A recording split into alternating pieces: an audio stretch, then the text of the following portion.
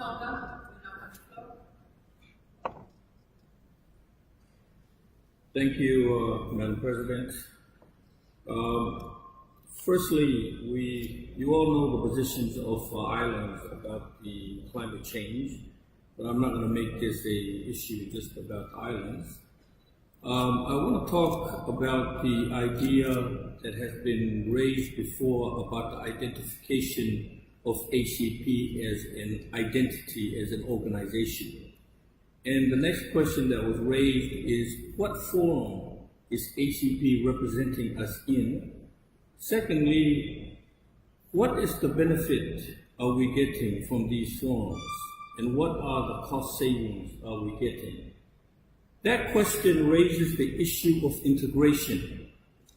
That system of integration, I will argue, Tonga cannot, rather than going on its own and argue about different fronts against our small kingdom, it is much better for us to work together as a whole. But working as a whole, we need to be careful about that terminology. If integration is the issue of bringing the whole together, then I ask, who integrate us as a whole? Because I can go to all the partners and the countries and integrate ourselves bilaterally. I don't need anyone else for that matter. Or I can go to different groups and pull 5 or 10 nations that we can work on these different issues.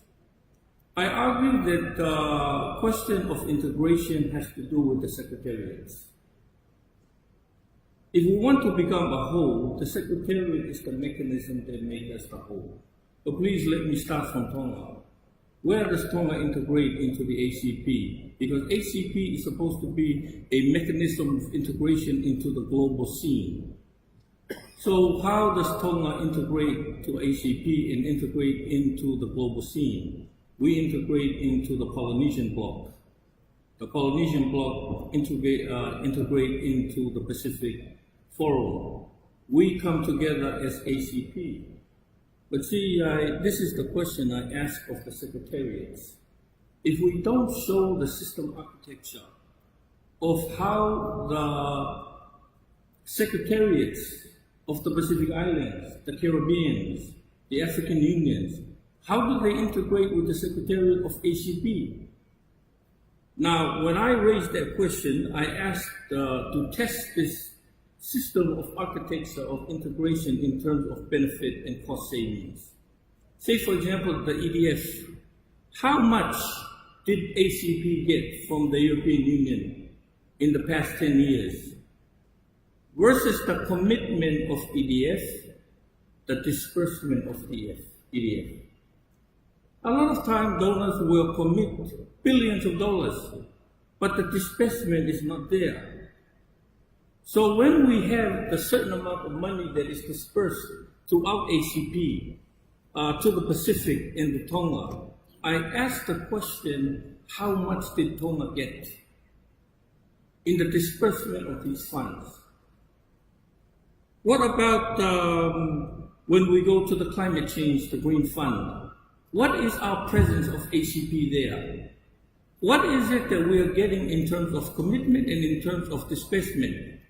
How much is dispersed to ACP? How much is ACP dispersing to the Pacific? And what is Tonga getting? Otherwise, if we don't look at the benefit we are getting and the cost savings, this type of forum is meaningless. It's better we go home and do our own thing.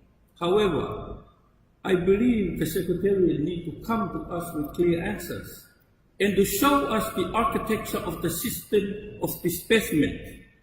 Otherwise, I cannot understand, but maybe a lot of the fund that went to the Pacific went to particular islands and forget about Tonga. Tonga has to understand where it's getting its fund from.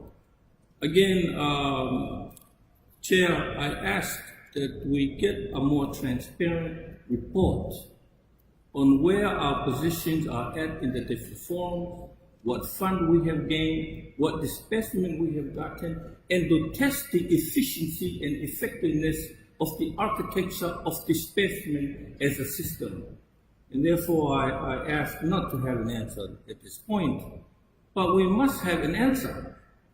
And it has to have an answer from ACP, Pacific Forum Secretariat, and down to all the different actors that are sitting here today. And thank you very much, Chair.